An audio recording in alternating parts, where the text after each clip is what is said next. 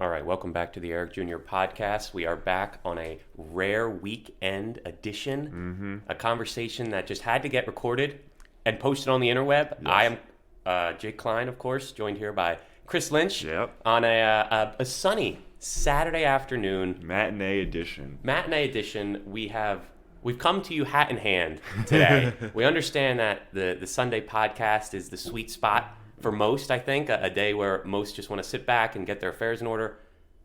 A bit of news broke Friday night. A Shams strike Yes. has sent shockwaves. How about that for an alliteration? Has sent shockwaves in the NBA community. We've got a dossier in front of us of how we've tried to organize tonight's conversation. Yeah. We're going to start tonight with some big picture thoughts.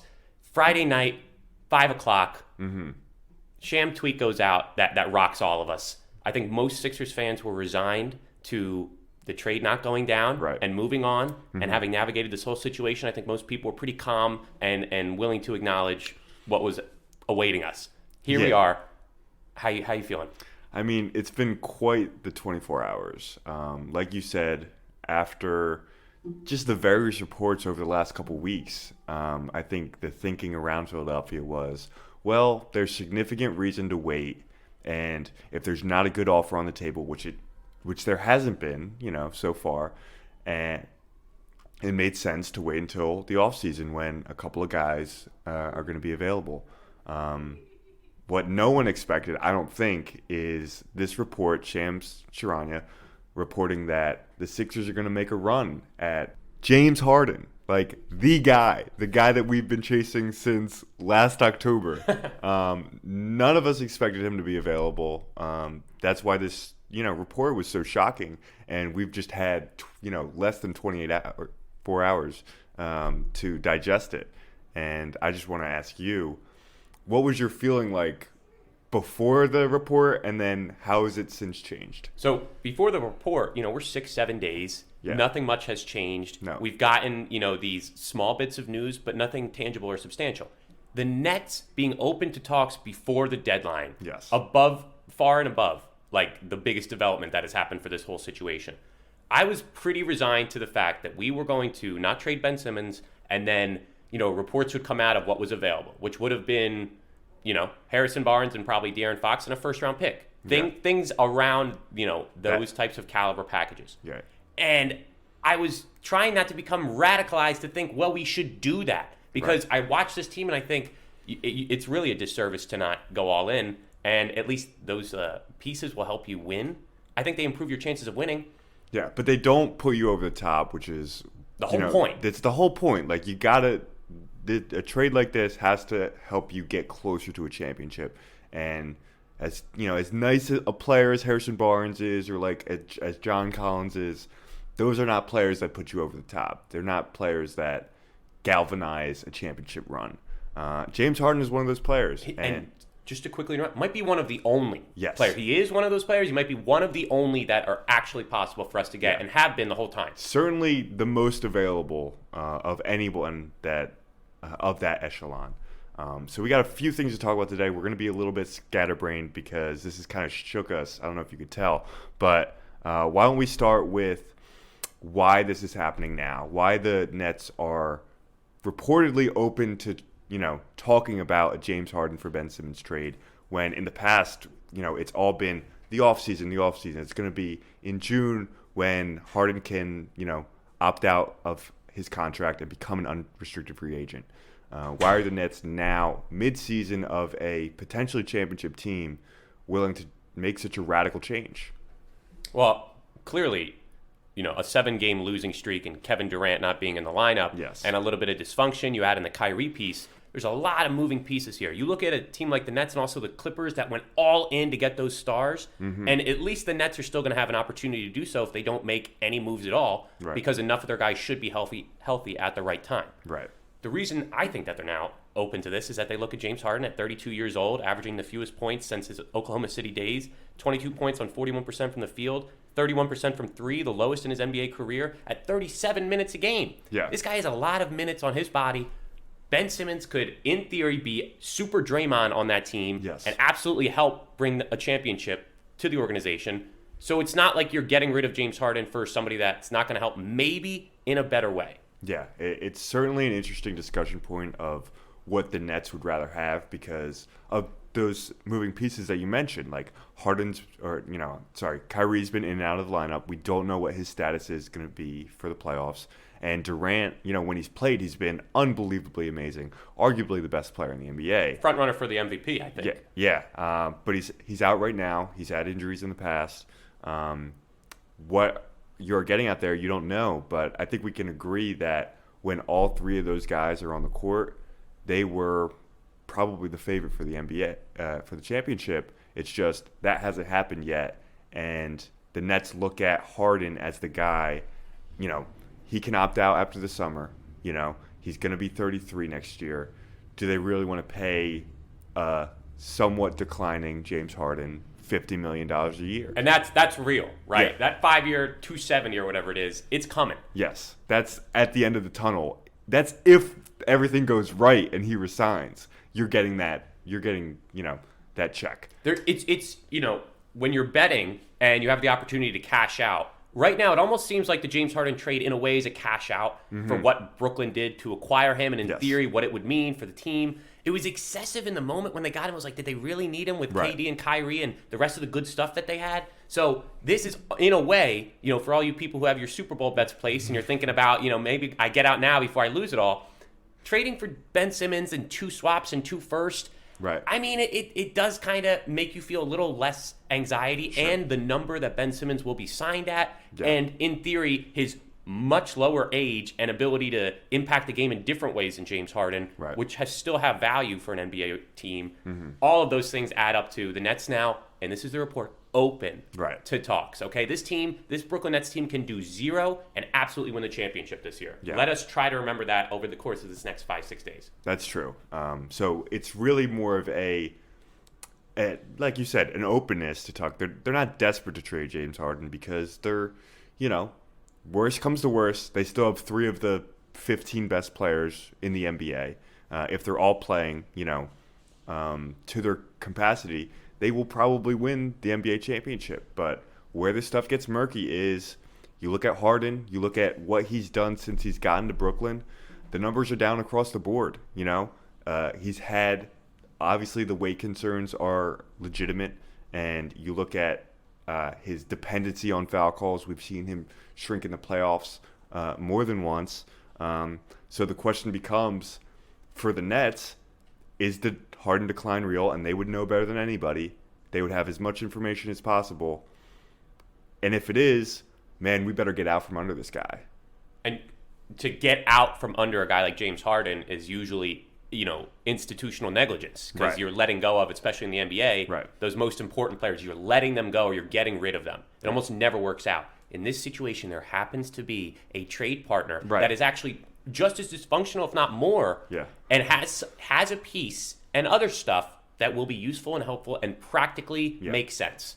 Now, it makes sense for both sides. Does that mean it is very unlikely to happen in this world that we live in where something makes sense for both sides? It never works out that way. So the fact that this report has come out, it's James Harden at 32 years old playing 37 minutes a game. It's no red flags to anybody there. Nobody thinking we've been fixated on this guy and look at his skill set, and if he's not getting foul calls in the playoffs and he's not hitting shots, he'll be something that Philadelphia fans are traumatized by. Yeah, that's absolutely potentially possible. That's the risk of getting a guy like James Harden. That's the reason he's available. Because there's this risk. Let's go off script. How do you feel about James Harden and I guess the limited amount that you've watched him play? We haven't devoted the conversation of the thought, we just don't have that capacity right now. Now that those things have changed, how do you feel about James Harden? I've been a James Harden appreciator in the past. I think his scoring is unbelievable. I think you look at his numbers in Brooklyn and you have to realize, okay, so there's a little bit of decline happening. There's also a bit of a weird fit offensively. I know last year they got off to a really slow start, figuring out who had the ball when and where. But I've come to accept some depreciation on the basketball player of James Harden, while also realizing he's still a deserving all-star this year. He will probably continue to be a high-level functioning player into his 30s because his game doesn't rely heavily on athleticism. Interesting. He's super skilled. He should be able to get foul calls, and you're assuming the shot will come back eventually. I have no reason to believe that it won't, right? Like, there's nothing wrong with his shot, how it looks or anything. There's no hitch. He's just clearly overworked right now. He has a lot of pressure to keep the Nets afloat while all these guys are missing, and the rest of the roster isn't anything to take note of. It really is like him taking back to the Rockets days where everything was on him, and now he's a little bit older. He's just, maybe half a step slower, and the efficiency numbers have responded. But you get him in with Joel Embiid and Doc Rivers, and I think that there's still a really high functioning player there, and a player that the Sixers could really use. So I'm still in on this at James Harden. I see the potential demise. I see the potential decline, I should say, but I'm okay with it. I'm willing to toss that as acceptable risk. Like, to get a guy like James Harden for Ben Simmons, who's a 0 right now for the season, right? Like, he's nothing to us. You're adding James Harden, and we'll talk about what we're losing elsewise, but I think I say that that's a pretty big upgrade. Really, really thoughtful answer. And most people recognize the offensive greatness. You made some key points about the longevity of his skill set. Yeah. If you're going to be signing him to that crazy $50 million a year figure. Yeah.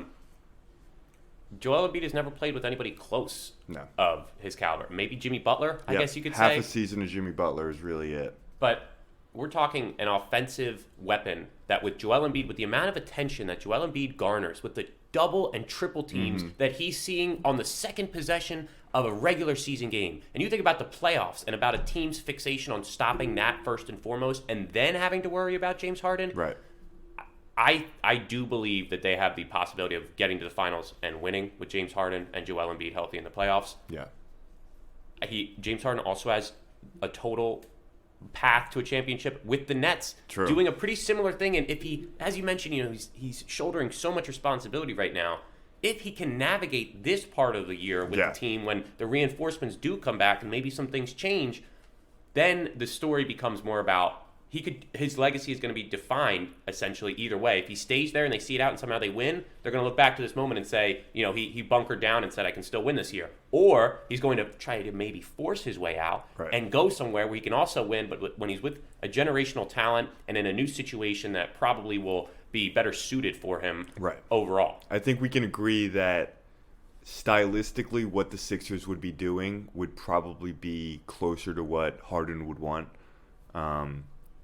In Brooklyn right now, it's such a weird, free-flowing offense that it's kind of just like take your turn kind of thing.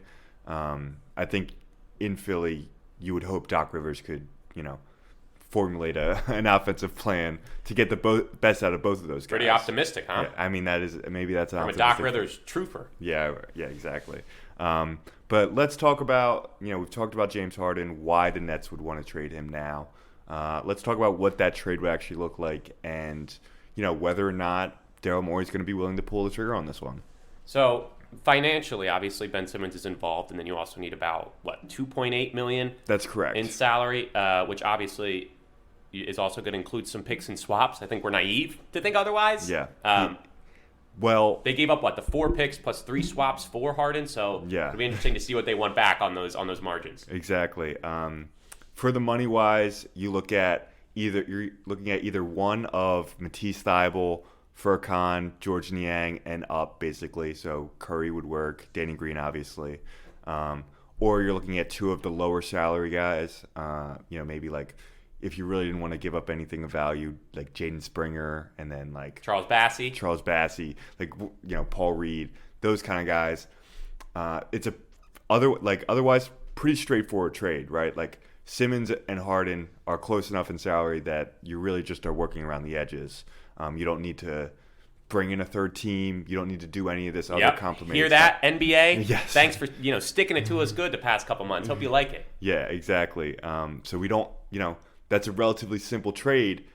In theory, what is going to get bogged down is what the Nets want and what Daryl Morey is going to be willing to give up. How much big dick swinging posturing is going to be happening I these mean, next 5 days? It's already happening now. It's already happening. We've seen Kyle Newback report that there's no way Tyrese Maxey is involved in any deals. There's no way. We've seen reports from Sports Illustrated that like the Sixers don't even really want James Harden at the deadline. They don't even need him at the deadline because they think they can get him at the offseason for a lower price. And you know the Nets are going to hit back with like, we like our team. You know, we could win a championship. Basically, the points you said, like, and they can win a championship with that squad. You mean that report that's totally true and, Yes. and founded in fact? Yes. So what these two GMs, and these are two, pretty respectable. They've made some big deals in the past. What these guys are going to get up to in the next 5 days is going to be interesting to see. I think we're in alignment that Tyrese Maxey cannot be a part of any deal. He has convinced even the most pessimistic that he is, I would argue, the only true untradeable piece other than Joel Embiid. Yeah. Like everybody else is available. I agree. What Morey sees as like fair value for Ben Simmons is going to be interesting because we've mentioned on this pod, like, he has a very high standard for what he's willing to accept in a Ben Simmons trade. And we know he loves James Harden, but like, where do those two line up? Because if the Nets are going to ask for, Thibault and Curry and picks and swaps, like, at what, if you say no Maxey, okay, but give us everything else. Mm-hmm. What do you do then? What does Daryl do? Like, can you gut the rest of the roster to put together a core of Maxey, Harden, Embiid, and Tobias, I guess? You guess. Tobias will be there. Like, what does that look like to you? What is that worth to you? Well, think about, from the Nets' perspective, how they had to blow up that kind of homegrown thing that they had going on to go and get James Harden. All the picks and all the swaps and getting rid of Jared Allen. And, so in a way, it's like, well, what happened with them? Those two, or the players that they acquired, were not good enough at the right time to win them a championship. And now, a year later, they're pretty dysfunctional. So I would think that. I think we kind of answer our own question by saying, okay, he's going to say that Maxey's untouchable. Everything else is available, and I'm sure almost everything might be getting shipped out. Because this has been the guy all along. All that other stuff, quote unquote, just doesn't matter in the same capacity as getting that star player. That's all true. the role players, now some are going to argue, if you lose your best defensive weapon and your best offensive weapon, that's going to cripple you even if you get James Harden. I don't know. I think James Harden covers up a lot of that offensively. Yes. Now, obviously, if you lose Thibault and you don't have Simmons, nobody on this team can defend. So maybe that's a 3-and-D guy that you can find somewhere for nothing because it's just the athleticism piece and footwork and lateral movement or whatever. But you still need some type of defensive viability in a playoff series when you're going up against the KDs of the world, when you're going up against, whoever else you want to mention, but really just him. He's the one that scares me the most. Yeah, no, for sure.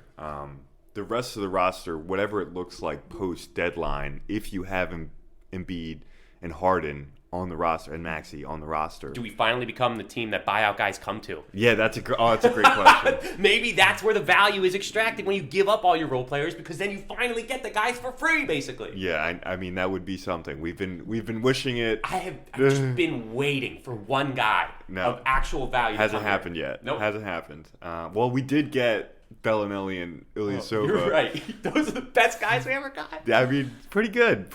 Worked out pretty well for them. I don't know why other people aren't seeing that. Right. Look at the data. Those guys put up amazing numbers and they cashed out. They cashed out. Yeah. So that's my pitch to any potential buyout candidates. So we can talk the package, but in your mind, a James Harden and Joel Embiid centerpiece for a championship, along with Tobias and Tyrese as your third and fourth best players. Can that team win a championship? I think it can. I think it absolutely can win a championship. The way Embiid is playing right now, and if Harden gets back to form, what does that mean? Even just he doesn't have to be MVP. Harden, but the numbers we mentioned earlier. If those numbers start creeping up a little bit back to his career averages, if he's up to like 44% from the field and 36% from three, and he's still knocking down those shots and he's getting to the line, I think we got a really dangerous, potentially extremely elite offense on our hands. Where would that duo rank in the league, James Harden and Joel Embiid? Oh, that's a great question. Top 3? I mean, I think Duos? you have to. Yeah, I think you have to put it up there. And that's what the NBA is all about, ain't it? Yes, it's about it the handful of men in the world Yes. who are that good at basketball that can bring you along with them. Yeah. So that's the upside for the Sixers is everything. Obviously you're getting rid of Simmons, but you're getting the best possible player that you can this season for this championship run while Embiid is playing the best basketball of his career. That's the upside for the Sixers. The Nets know that. Mm-hmm. The Nets know that the Sixers have every incentive to make this work. And Morey's gonna do what he does. He's gonna downplay it. He's gonna leak it. But at the end of the day, there's a lot of upside for the Sixers here. If they don't make this deal, they're third in the standings right now. They've lost 2 games in a row, pretty uninspiringly. Look at how jumbled the East is. Things could go bad quick. We could find ourselves in the playing spot very quickly with the schedule that's coming up. The whole coverage and the current fan mentality, I Yes. think, can swing pretty violently with a 0-move trade deadline for these Sixers. Absolutely. So that being said, That's the stakes. Sure. That's the stakes for the Sixers. Yes. It's not quite as high for the Nets, which is why I think it's you have to come over the top. the with an offer. gouging. Yes. Like you said, like you might think we're being hyperbolic. It's like, no, they're probably going to want the best things that you have to offer that aren't Tyrese The Nets Maxey. basically have to, on court, replace James Harden. Offensively. But, on court value, total. So Steph Curry's gone, bro, because that Nets team needs some more shooting. Although Patty Mills has been tremendous for them, so who knows? Yeah. I don't know what exactly they would value. But they're getting whatever they want other than Tyrese Maxey is the point. That seems to be how it would have to play out. Because basically, if you're the Nets, there's no reason why you would take a less chance of winning a championship this year as an outcome, right? Yeah, does Ben Simmons drastically do that when you still have Kevin Durant? I would say that that's still a very competitive team and maybe still the favorites. If Kyrie at one point or another via whatever They can law win changes, one game in the playoffs without him probably, and then the other 3 he can play. So that's true. If they're all those guys are on the court, that's a pretty devastating trio. But they're not gonna accept anything less than that, right? They're not gonna accept slightly less championship odds. Why would they? I mean, they just went on. That's why I think if you can recoup, you can cash out a little bit on the price you pay for James Harden. Yes. Still have the championship possibility because the other 2 guys, and you're getting back some of those assets. They went all in for him, man. They did. So that's exactly what you're saying. They went all the way in. So now they're gonna decrease their likelihood of being able to win. I don't think That doesn't match. That doesn't match what I would think. But again, it's who in that building believes that acquiring Ben Simmons is not really taking too many percentage points off of your ability to win a championship. Yeah, Those are the conversations happening right now. Fit versus upside versus Long term. Yeah, exactly. It's all of this calculus, which all that is why the Nets have opened up these discussions and are talking about the possibility, but they're not going to just do a trade just to do a trade because they don't have to. If you were a Nets fan, what would you want? What would you want? That's a good question. I don't know. We'll have to find one to find out. I don't know. That might be tough for us. But I'm not sure what you would want because the upside of James Harden is pretty spectacular. What would you want? No moves, man. You don't want to trade. I don't want. I wouldn't want to trade anything. Come on. I don't care about the picks. I want to win a championship. Right. That's all it's ever going to be about. So that's what I think. I do think that they could still. I could talk myself into, Simmons and Thibault and Danny Green and picks. There's some useful stuff here, man. Absolutely. You lost a lot of useful stuff before, and you're still going to have 2 top 15 players. Yeah, on your and maybe team. the best player in any series. Maybe the best player. So it really wouldn't get you too upset. I guess if you're a fan of the organization long term, you're kind of like Ben Simmons is going to be signed for way cheaper, and he's going to be here for he's under however long contract we want for him. 3 more years at a very reasonable price compared to what you would be paying James Harden. Right. But again, that's the stuff you're not talking about. That's like if we win a that's- championship, who cares? That's that exactly. It's all down the line, so that's why it's not even worth it getting into it at this point. Or for the Sixers, for that matter. Are you okay? Signing Harden to that extent. You gotta be. I mean, I think you gotta be. Because if you win a championship, nobody in the right mind is gonna read or write an article about how much money is being spent. No, because no you one won. cares. You won, and winning vanquishes all bad decisions and Yes. demons. Okay, Yes. that's just how it works. So let me ask you this. Okay, I think most of us now are saying, okay, you get James Harden, and this is all great. Okay, like this is exactly what we want. This is We'd be best case scenario. We'd be giddy if the deal is done. And yes, it would be very hard letting go of some guys that we formed close attachments with. Yeah. If the deal gets done, we're very excited. Are other NBA teams getting a whiff of this? Are the Pat Rileys and the and the members of the NBA, leadership communities of other teams, are they getting incentivized by looking at what might transpire here with the Philadelphia 76ers and the Brooklyn Nets? Well, Are they ready to up their offers? that's the big question, because up until now we know Daryl Morey has not found any of the offers even remotely adequate. He's dismissed them out of hand almost immediately every single time. This is maybe the big fish that he was waiting for to he'll hold up in the picture and he'll say, "This is what I got on the table. What can you do for me?" If Sacramento really wants to make a play, if they come back into it, if Atlanta, they're playing well right now, but if they want to make a big move, this is what I got. James Harden on the table. If you don't want that to happen, because You don't want that to happen. yeah, I mean that's what it is. You go from two great teams, you're one great team in the Nets and a good team in the Sixers, to two great teams. Like that's the calculus that these teams are going to be working with. So do these other teams that want Ben Simmons, that have been playing slow ball because of all the leverage, all the Ben Simmons is holding out, we're not getting anything for him right now. They were able to kind of slow play their negotiations. Well, now there's an actual potential target on the board.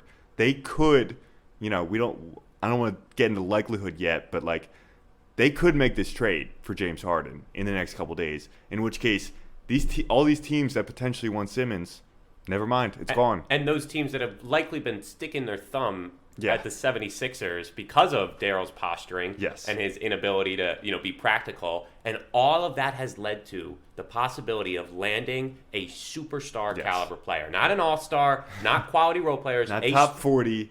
A superstar caliber player to pair with your superstar caliber player. Yeah. I got to be thinking that some teams are talking, maybe not the teams that we've mentioned as much, maybe a mystery team Yes. with a middling all-star or a one-time all-star, just somebody that they thought, no, we're not going to be moving this guy for anything.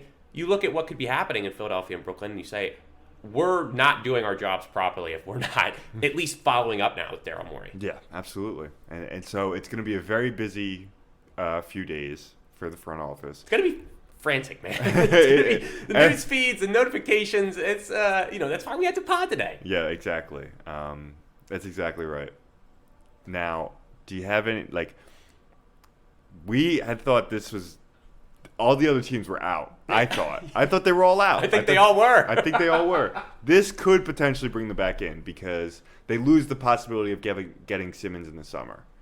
That's a legitimate, I think the amount of teams that wanted to trade for Ben Simmons in season right now versus the teams that would potentially want to trade for him next year, I think that's a significant gulf.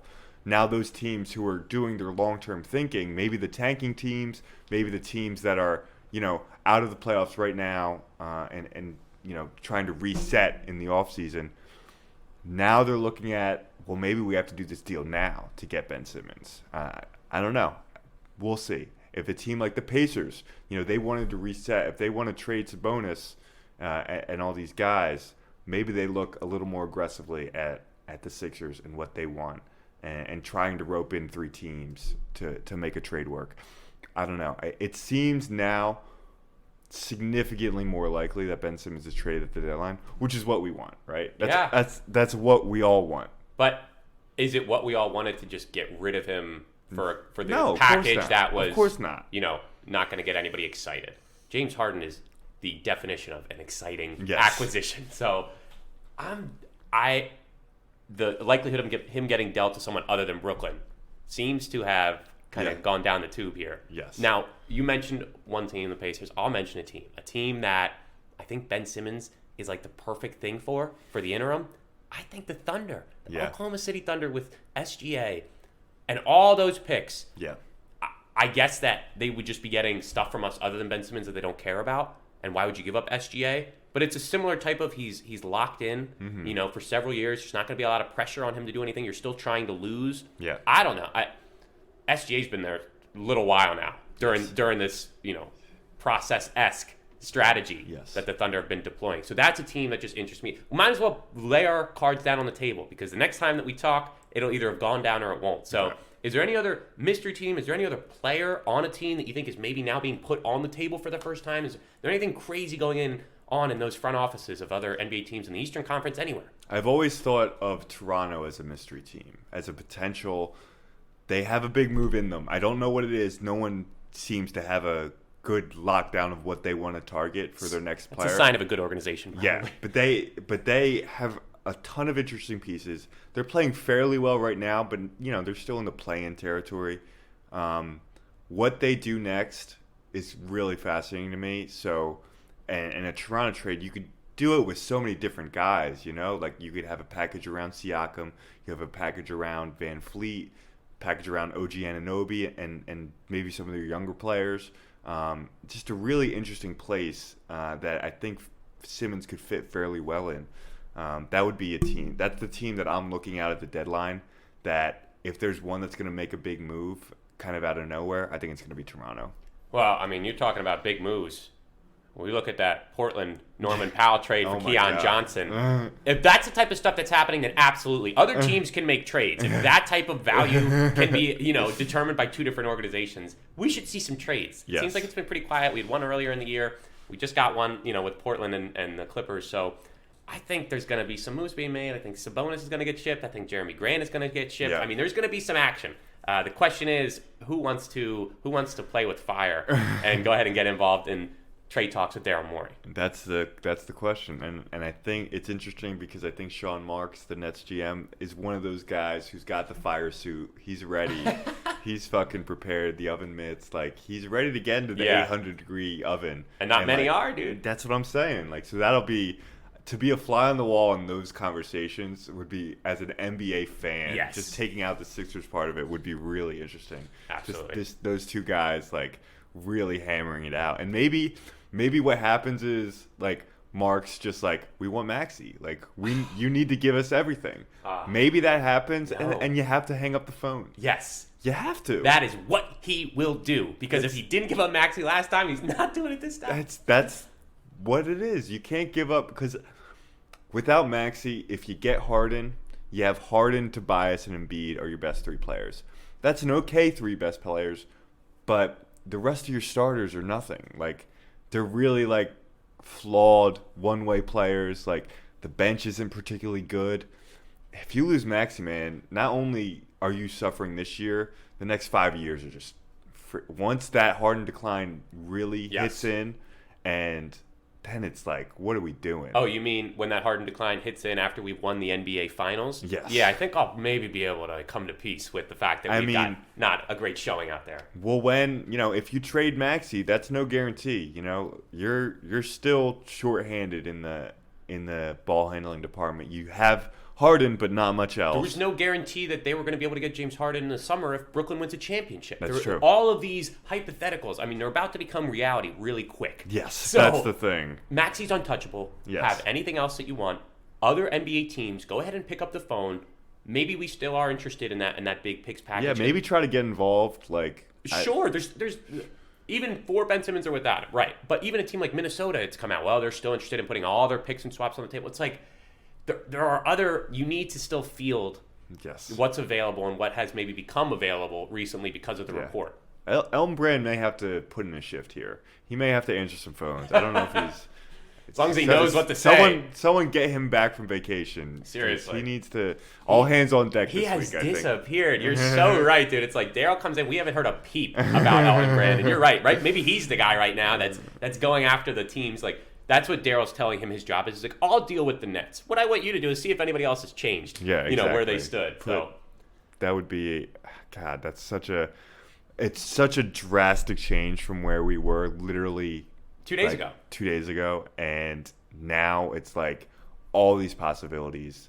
But you can't assume it's going to happen because this is Maury and Marks. Like this is going to be a fist fight until the end. But it's the whole reason we went through all this pain. Dude. Yes, it is. To get a guy like Harden. And that's why, you have to that's why there's hope of getting a super complicated 2 superstar trade mid-season. It doesn't happen. Superstar for superstar. It doesn't happen. Ben Simmons is a superstar. Sorry. Whatever. Like, that kind of trade for championship contenders, that's unprecedented. For both teams that are now absolutely, like, very much in it to win the championship. It might break the basketball internet. Yes. It could. The rumblings are starting to be felt this weekend. And come Monday morning, when people have that first cup of coffee, and by the end of the week, they're gonna have plenty to talk about. It's just, it's why we love the sport. It's why we love our teams. Yes. It's why we love the game. That's true. What is the percentage chance of a deal with no Ben Simmons involved at the deadline? If Ben Simmons is not traded, yes, we're looking at potentially less than a George Hill trade. That's so little. We're talking about like Corey Joseph. Oh my God. For like Furkan and a second round pick. Like, that's the level of like trade we're talking about if there's no Ben Simmons trade. What's the point? Like, you can't give up the assets you would need in the summer for a star. Like, Maury's not going to do that. So Corey Joseph it is. Like, all right, I just had to put it out there. I was just curious, like, yes, like all the coverage about Embiid's season or whatever, and it's like, isn't it even more insulting if they just go ahead and get Corey instead of doing nothing? Yeah. It's like, oh, well, now we wasted one of our high second round picks on nothing. Yeah, right. Just go reacquire George Hill. It'll work this time. Yes, right. Jesus Christ. Trauma from that trade, man. Oh my God, he was supposed to be so good. Listen, regardless of what happens at the deadline, I don't think that Tobias is going to play well for us in the playoffs. And I think it doesn't matter if James Harden's his teammate. It doesn't matter if Corey Joseph is his teammate. It doesn't matter if Tyrese Maxey is his teammate. He is not going to perform well, most likely. So let's just keep that in mind with all this wild... No need to put that negative energy. Listen, he's like incrementally starting to improve. I want everybody to know. He had a great January. Sixers do, man. That's their month. But since the clock turned to February, though... it's fallen off a bit. Yeah. Well, I'm certainly glad we had this conversation because I needed to get this out. Yeah, me too. And whatever happens this week, we'll see. I'm glad to have potted with you, brother. I'm glad to have put out this conversation onto the interwebs. Yes. Because, hey, Sunday morning, you're getting ready for this week. Go ahead and put on the EJP. Yes. I think we did a pretty good job tonight getting you prepared for all the possibilities, all the hypotheticals. If you're not jazzed up about the possibilities and also fearing the dread of nothing happening, then we didn't do our job right. All right. Well, we are going to talk to you next week. Yes. With one way or another. With either a big piece of news or absolutely no news. So we hope that you come back, and we thank you for listening to us today. We hope you have a great night, great day, great week. Go Sixers. Trust the process. All right. Thanks.